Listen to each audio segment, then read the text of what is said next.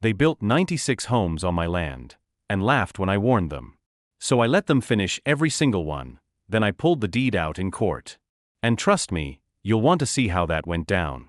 Hit subscribe if you love seeing HOA Karens finally get what they deserve. I bought 200 acres just outside of town. Quiet hills, tall trees, a perfect escape from city noise.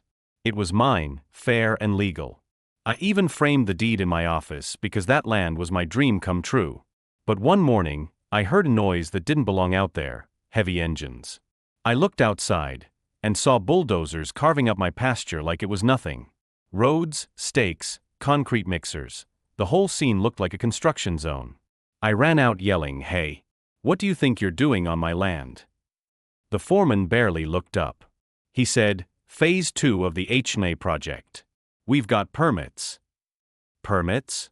On my land? I checked my files that night, every boundary line, every record, and sure enough, all 200 acres were legally mine. The HOA had built right past their property line. So I called their president, this woman named Karen, of course. She laughed in my face and said, "Then sue us." And you know what? I decided I would, but not yet. I watched them for months.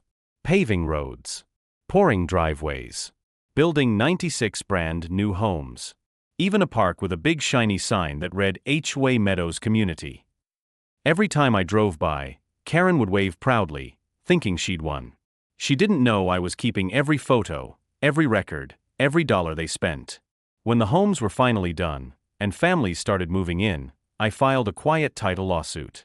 In court, Karen strutted in with her lawyers and blueprints. The judge asked if I had proof of ownership. I slid the original deed across the table, notarized, sealed, and dated 15 years before their project even existed. The courtroom went silent. Karen's lawyer's face turned white. The judge leaned forward and said, "You built all of that on his land?" That was the moment Karen's confidence shattered. The ruling came fast. Every inch of the neighborhood, every road and home, was legally mine. The HOA begged me to sell. So I did, at 50 times what the land had originally cost. I walked out of that courthouse smiling. They built their dream neighborhood, on my property, at my price. And now, every time I pass those houses, I can't help but grin. Because sometimes, the best revenge is just letting people dig their own foundations, right into your land.